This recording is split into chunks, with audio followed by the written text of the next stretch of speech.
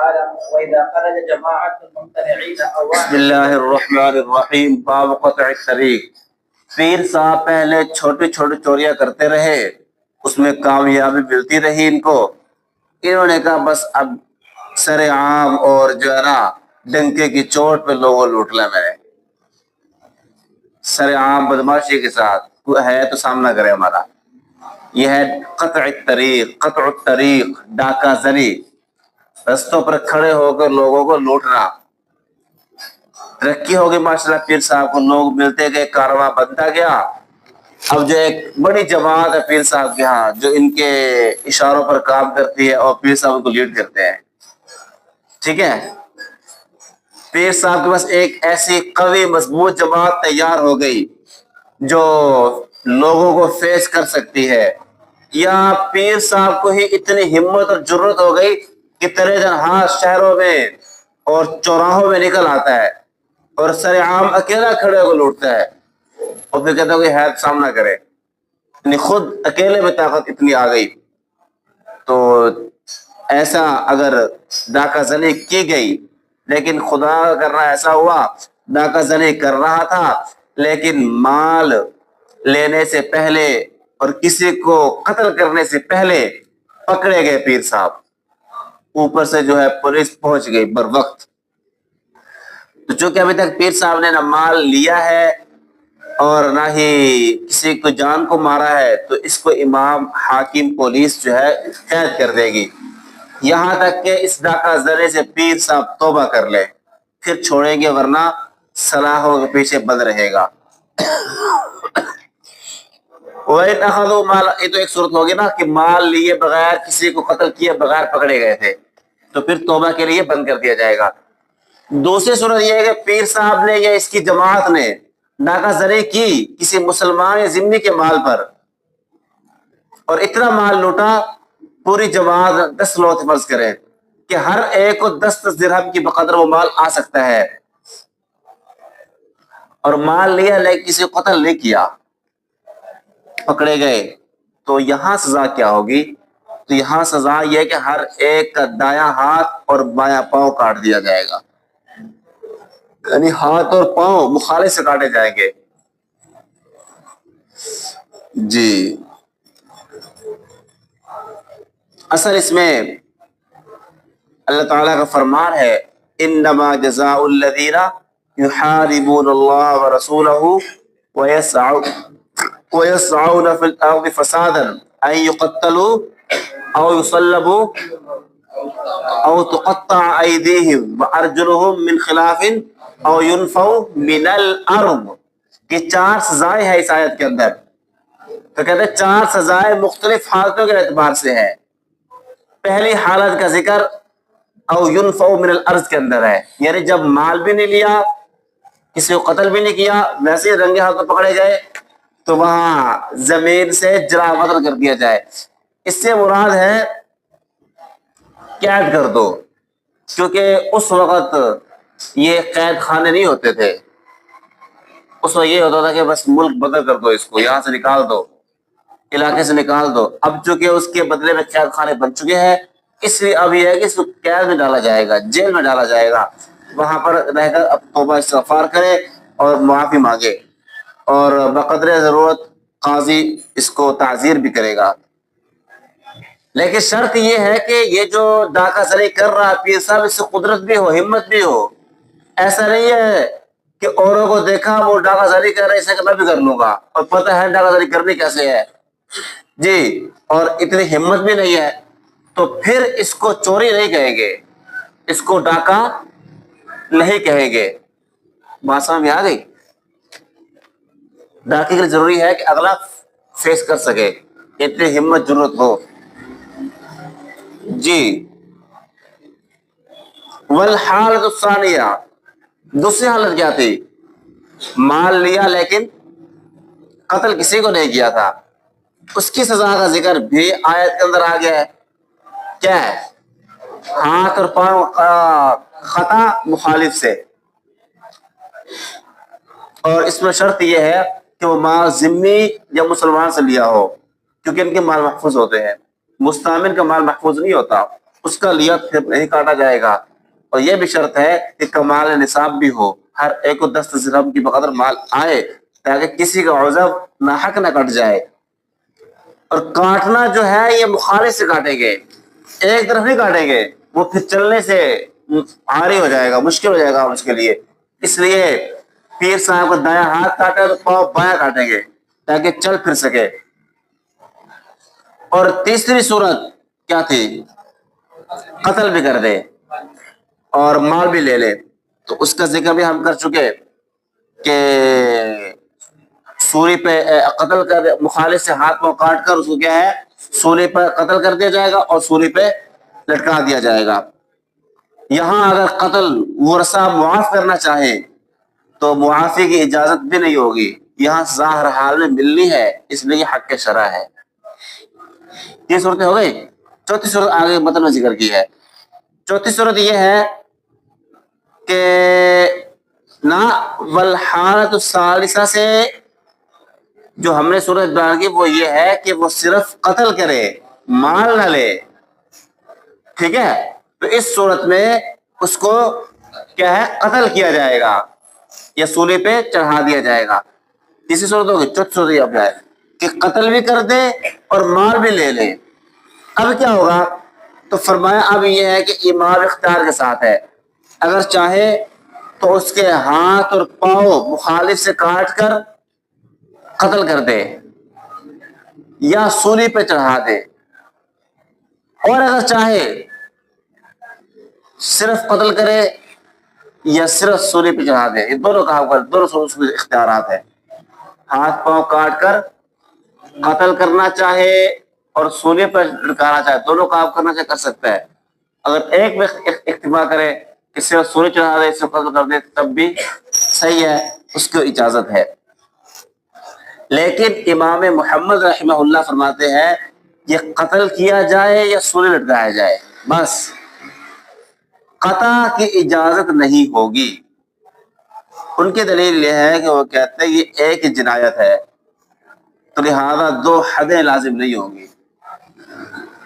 تو جب ایک جنایت ہے لہذا ہاتھ پاؤں کاٹنا پھر قتل کرنا یا سولی لٹکانا یہ تو دو سزائیں ہوگی نا, اس لیے ایک سزا دیں گے, قتل کرے یا سولی پر لٹکائے, ہاتھ پاؤں کاٹنے کی ضرورت نہیں ہے. اور دوسری عقلی دلیل امام محمد کی یہ ہے, وہ کہتے ہیں دیکھو یہاں پر تداخل ہو جائے گا, چھوٹی سزا بڑی سزا میں ضم ہو جائے گی, ہاتھ پاؤں کاٹنے کی ضرورت ہی نہیں. وہ کہتے ہیں بس جب مارنا ہے جان سے تو بس لٹکاؤ سیدھا سیدھا, بس ختم. جیسا کہ حد سرقہ حد رجم, ایک آدمی چوری کی پھر زنا کرایا, محسن تھا, تو وہاں کیا ہوتا ہے ہاتھ نہیں کٹتا بلکہ ڈائریکٹ رجم کر دیا جاتا ہے. تو یہاں بھی ڈائریکٹ اس کو لٹکا دیا جائے گا یا قتل کر دیا جائے گا. ورہما سے شیخین کی دلیل یہ ہے کہ وہ کہتے ہیں دیکھو یہ سزا ایک ہے, یہ حد ایک ہے, اس میں مختلف 3 سزائیں آ گئی ہیں اس کے جو ہے اس جرم کے بڑا ہونے کی وجہ سے, کیونکہ اس کی وجہ سے ایک خوف و ہراس پیدا ہو گیا ہے, پورا علاقہ ایک پریشانی اور غم میں چلا گیا ہے, باہر نکلتے ہوئے ڈر, رات کو سوتے ہوئے ڈر, بچوں کا ڈر, ایک بڑا انہوں نے ہراس پیدا کیا ہے, لوگوں کو ہراساں کیا ہے. اس لیے یہ سزائیں ہوں گی اور ساری کی سارے الگ سے ہوں گی, ہاتھ پاؤں بھی کٹیں گے اور قتل بھی کیا جائے گا, سولی بھی دیا جائے گا, تاکہ لوگوں کو اس سے عبرت حاصل ہو. باقی تداخل جو ہے نا وہ تداخل مختلف حدود میں ہوتا ہے, یہ حد تو ایک ہی ہے, حد میں سزائیں مختلف ہو گئی ہے. وہ تداخل ہوگا جب مختلف حدود ہوں, اور سرقہ اور رجم مختلف حدود تھے اس لیے وہاں تداخل ہو رہا تھا, یہاں تداخل نہیں ہوگا. پھر یہاں پر ہم نے کہا کہ سولی دے یا نہ دے اس کی مرضی ہے, سولی اور قتل میں سے کسی ایک پر اتفاق کر لے تو اس کو اجازت ہے, اور یہی ظاہر روایت ہے. لیکن امام ابو حنیفہ نہیں, اس کو اجازت نہیں ہے, قتل بھی ہوگا سولی بھی دیا جائے گا, کیونکہ وہ کہتے ہیں کہ سولی دینا یہ نص سے ثابت ہے اور مقصود تشہیر ہے, اور تشہیر اس سے خوب ہونی ہے کہ لوگ دیکھیں گے عبرت حاصل کریں گے. لیکن ہم کہتے ہیں نہیں، تشہیر ہوتی ہے اصل قتل کے ساتھ، قتل ہی بہت بڑی تشہیر کرتا ہے، باقی یہ سولی تو مبالغہ کے لیے ہے، تو مبالغہ کرنا چاہے تو کر لے، نہ کرنا چاہے تو چھوڑ بھی سکتا ہے، ٹھیک ہے۔ قال وَيُصْلَبُ حَيًّا، سولی پر زندہ دیا جائے گا، زندے کو سولی پہ پھندے پہ پیر صاحب کو پکڑو اور سولی کے پھندے پہ چڑھا دو۔ صرف اتنا نہیں کرنا، پیر صاحب کو پھندے پہ چڑھانے کے بعد اس کے پیٹ کو نیزے سے پھاڑ دیا جائے گا، اسی حالت میں مرے یہ، تاکہ اس کو پتہ چلے کہ چوری کرنا اتنا آسان اور اتنا ہلکا جرم نہیں ہے۔ ڈاکہ زنی چوری تو اس سے کم درجے کا ہے، ڈاکہ زنی اس سے اعلیٰ درجے کا جرم ہے، اس لیے لٹکا کر اس کو جتنا بڑا پیٹ ہے نا، کھانا بڑا ہے، اس کو کیا ہے نیزہ مار کر پھاڑ دیا جائے گا، تڑپ تڑپ کر مرے۔ یہی علامہ کرخی سے منقول ہے، لیکن امام طحاوی رحمہ اللہ فرماتے ہیں کہ اس کو پہلے قتل کیا جائے، قتل کرنے کے بعد پھر سولی دیا جائے، پھر وہاں نیزہ مار دیا جائے بے شک، تاکہ مسرا نہ ہو۔ لیکن راجح ہو جائے پہلی بات ٹھیک ہے، زندہ کو سولی پہ دیا جائے اور پھر زندہ کے پیٹ میں نیزہ گھوم دیا جائے، تاکہ لوگوں کو صحیح اس سے عبرت حاصل ہو اور پتہ چلے کہ جب پیر صاحب نہیں بچ سکے تو ہم بھی ایسا کام کریں گے تو نہیں بچ پائیں گے۔ وَلَا يُصْرَبُ أَكْثَرُ، اور جب سولی پہ لٹکا دیا پیر صاحب کو تو پھر صرف زیادہ سے زیادہ 3 دن تک پیر صاحب سولی پہ لٹکے رہے، تاکہ لوگ عبرت حاصل کریں، اس سے زیادہ نہ لٹکائے، اس سے پھر بو پیدا ہوگی، لاش متغیر ہوگی، لوگوں کو کیا ہوگی تکلیف ہوگی۔ لیکن پیر صاحب امام ابو یوسف رحمہ اللہ فرماتا ہے نہیں، اس کو سولی پہ لٹکا رہنے دو یہاں تک کہ اس کا جسم ریزہ ریزہ ہو کر کٹ جائے، خود گر جائے، تاکہ لوگ صحیح عبرت حاصل کر سکیں۔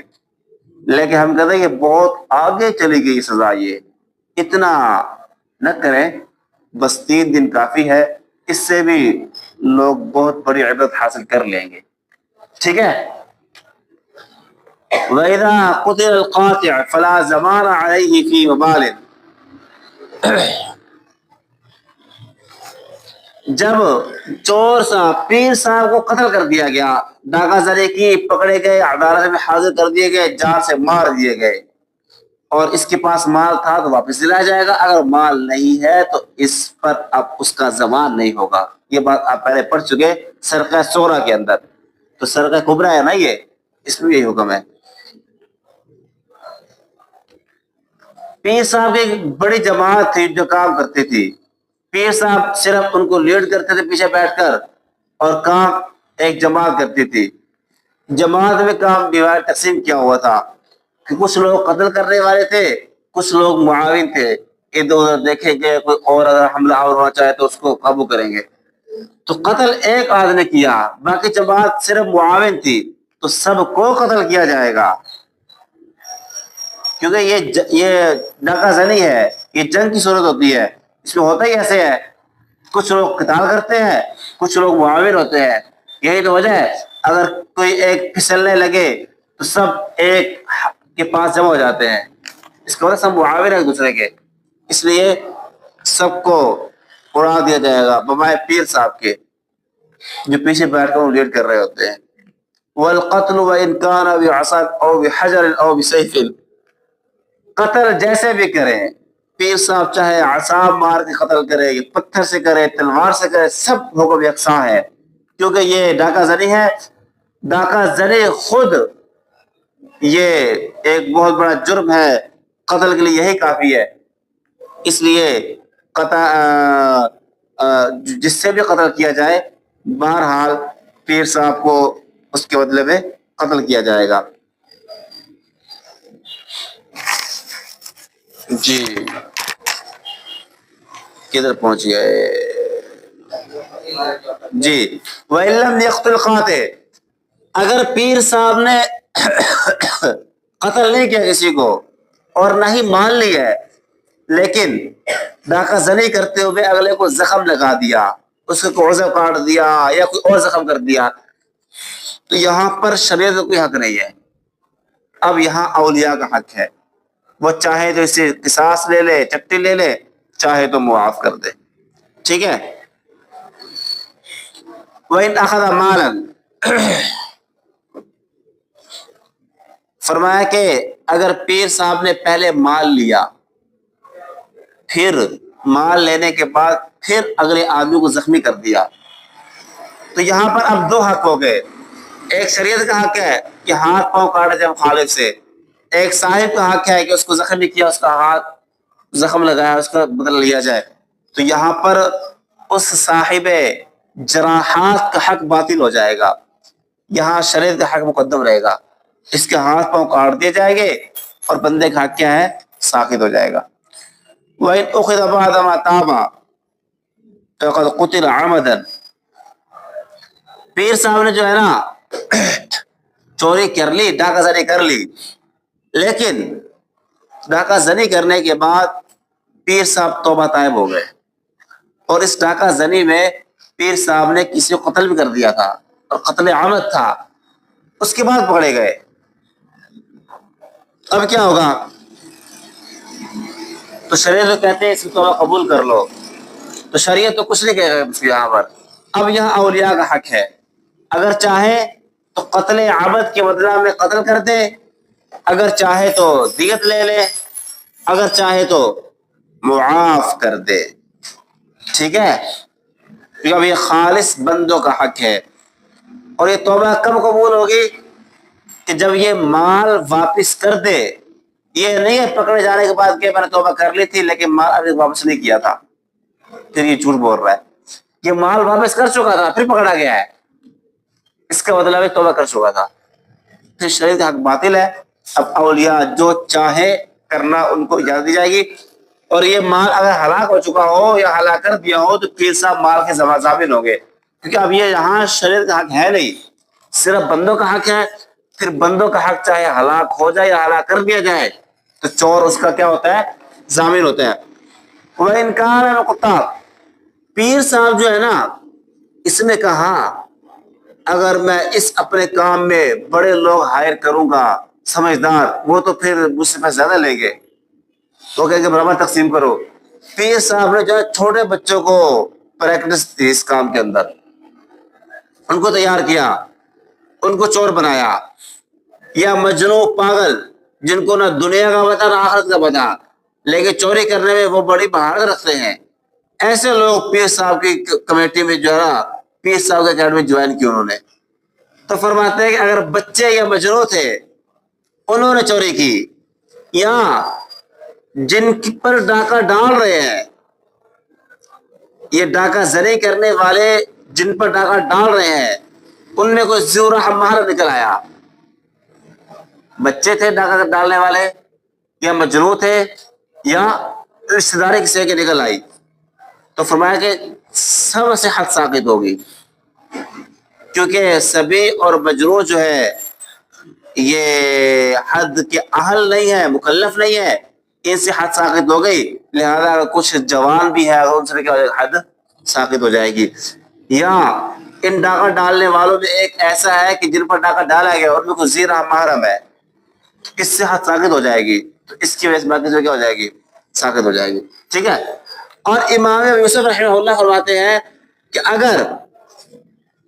اگر یہ ڈاکہ ڈالا ہے عقلاء نے, یہ سارا کام انہوں نے کیا ہے, اور یہ چھوٹے بچے ان کے معاون تھے, تو ان چھوٹے بچوں کی وجہ سے ان بڑے عقلاء سے حد ساقط نہیں ہوگی, کیونکہ اصل تو وہی ہے, یہ بچے تو معاون ہے, تابع ہے, تو تابع کی وجہ سے اصل کی سزاؤں میں خلل نہیں واقع ہوگا. اگر معاملہ برعکس ہو جائے, آگے کہ کام کرنے والے بچے ہو اور معاون بڑے پیچھے ہو, تو یہاں پہ سزا کیا ہو جائے گی, ساقط ہو جائے گی, کیونکہ اصل بچوں سے سزا ساقط ہے, تو تابع بڑوں سے بدلے کی والا کیا ہو جائے گی, ساقط ہو جائے گی. بات سمجھ میں آ گئی ہے. ولا ہما سے طرفین کی دلیل, وہ کہتے ہیں دیکھو یہاں پر جنایت ایک ہے, جب کل پر ثابت ہو, جب کسی ایک سے ثابت ہوگی تو کل ثابت ہو جائے گی, کیونکہ علت جو بعض میں ہے وہ دوسروں میں پائی جا رہی ہے. یہ بالکل ایسے ہو جائے گا جیسے خاتم العامد.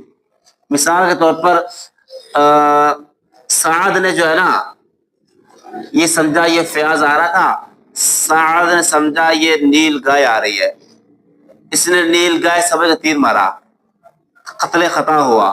اور ساتھ ہی رضوان کی فیاض سے کوئی دشمنی تھی لیکن رضوان سمجھ گیا تھا فیاض ہے یہ، اس نے جاوید کو تیر مارا، لیکن دونوں کا تیر ایک دم لگا تو وہاں قتل خطا ہے، یہاں قتل عمد ہے. تو قتل خطا کی وجہ سے قصاص لازم نہیں ہوتا.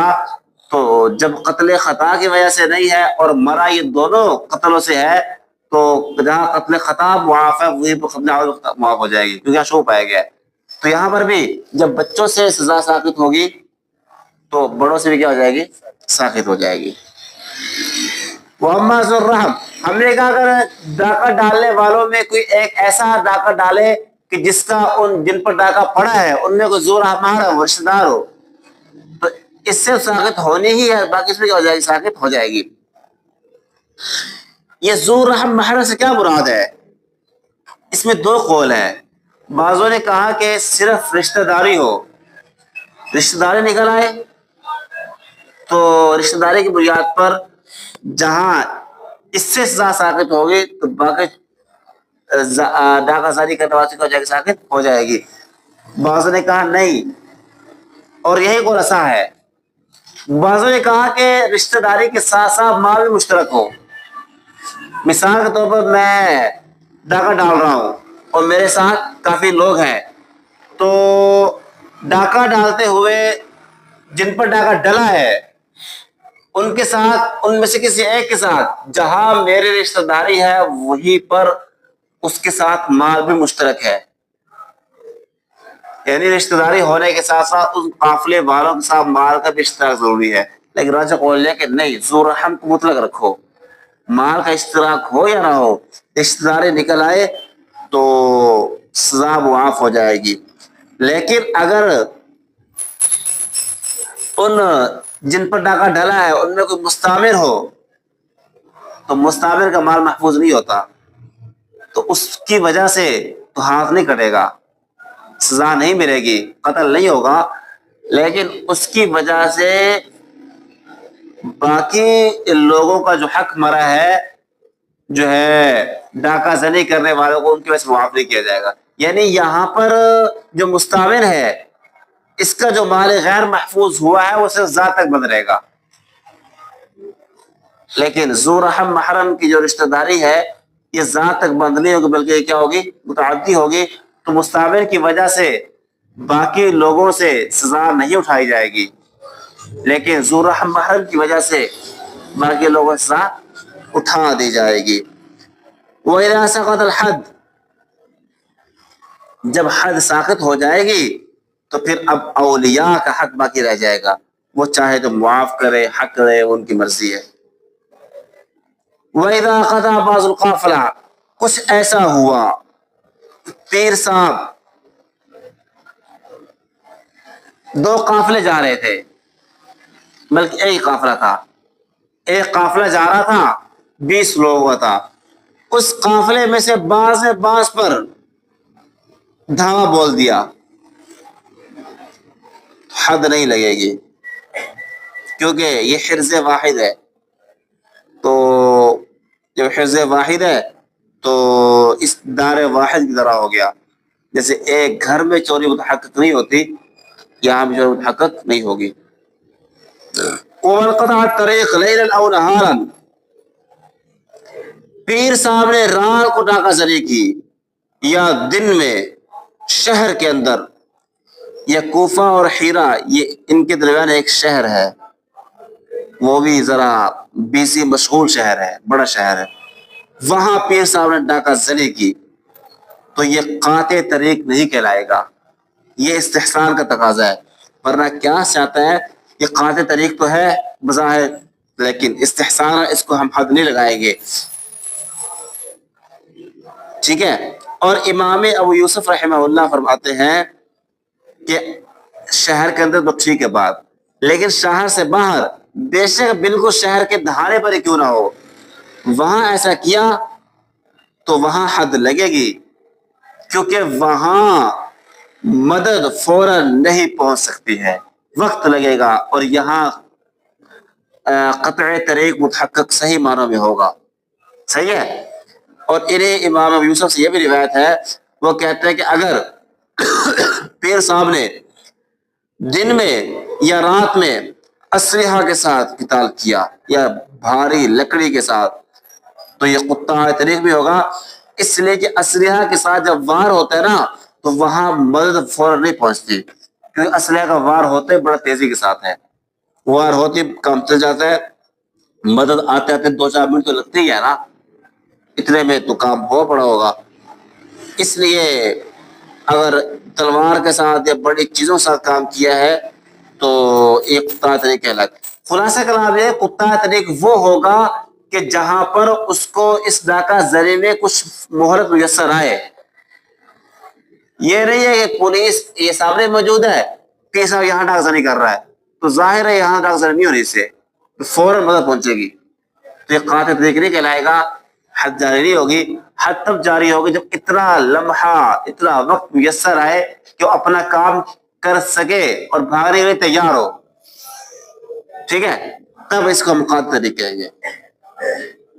وَنَحْنُ ہماری دلیل یہ ہے کہ ہم کہتے ہیں وہی بات کہ دیکھو شہر کے اندر اور قرب شہر میں قطع طریق متحقق نہیں ہوتا، کیونکہ وہاں فوراً سے پہلے مدد پہنچتی ہے. ہاں اس کے لیے ضروری ہے کہ دیہات میں ہو یا پھر جنگل میں ہو یا ایسی جگہ پر ہو جہاں پر فوراً مدد نہ پہنچ سکتی ہو، پھر قطاع طریق کے احکام جاری ہوں گے، ورنہ جاری نہیں ہوں گے. لیکن امام ابو یوسف کی رائے یہ ہے، وہ کہتے ہیں کہ نہیں، شہر کے دہانہ پر بھی اگر کی جائے تب بھی وہ کہتے ہیں کہ مدد جلدی نہیں پہنچتی، اور ان کی اپنی رائے ہے. باقی ان کو قطاع طریق میں شامل نہیں کریں گے چلو، لیکن جو مال ہوگا وہ مالک کی طرف واپس کیا جائے گا، اور پھر چھوڑا نہیں جائے گا ایسے ہی، بلکہ اس کو پھر ادب سکھایا جائے گا، اس کو تعزیر کی جائے گی کہ ایسا جرت ایسی ہمت آپ کو ہوئی کیسے، لوگوں میں جو ہراساں کیا ہے آپ نے اس کی باہر تعزیر تو کی جائے گی اس کی. اچھا جی، یہاں پر جو اگر قتل ہوا ہے کوئی تو یہاں پہ اولیاء کو حق ہوگا چاہے بدلہ لے یا معاف کر، کیونکہ شریعت یہاں بدلہ نہیں لے گی.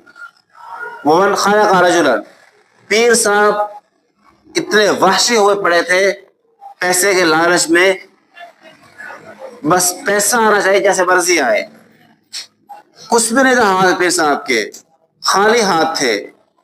کسی کو دیکھا مال لے کے جا رہا ہے، پکڑا اور ہاتھ سے اس کا گلا دبا کر مار دیا. تو یہاں دیت عاقلہ پر ہوگی، یہ قتل عامد میں نہیں آئے گا. یہ مسئلہ ایسے ہے جیسے کسی بھاری چیز سے قتل کرنا، اس کے وضاحت کتاب الدیات میں آئے گی انشاءاللہ. اور اگر پیر صاحب نے گلا گھونٹا، یہ تو ہے نا گلا گھونٹا شہر کے اندر ایک مرتبہ تو کچھ نہیں گئے، لیکن پیر صاحب کی تو عادت ہو گئی، ایک گلا گھونٹا پھر دوسرے کا پھر تیسرے کا پھر چوتھے کا، مذاق بنا لیا اس نے. اگر بار بار یہ کام کر رہا ہے تو پھر سر عام پیر صاحب کو قتل کر دیا جائے گا. کیوں؟ اس لیے یہ بڑا فسادی بن گیا، اس نے پورے شہر کو ہراساں کر کے رکھ دیا ہے. اس کا ایک ہی حل ہے، اس کو سر عام لٹکا دیا جائے تاکہ ایسا جرت آئندہ اس کو کرنے کی نہ ہو، اور اپنے آپ میں رہے، چاہے شادی ہو یا نہ ہو. اس کا غصہ دوسروں پر مت نکالیے. چلیں آج یہیں تک رکھ لیں، زندگی باقی تو پھر دیکھیں گے انشاءاللہ.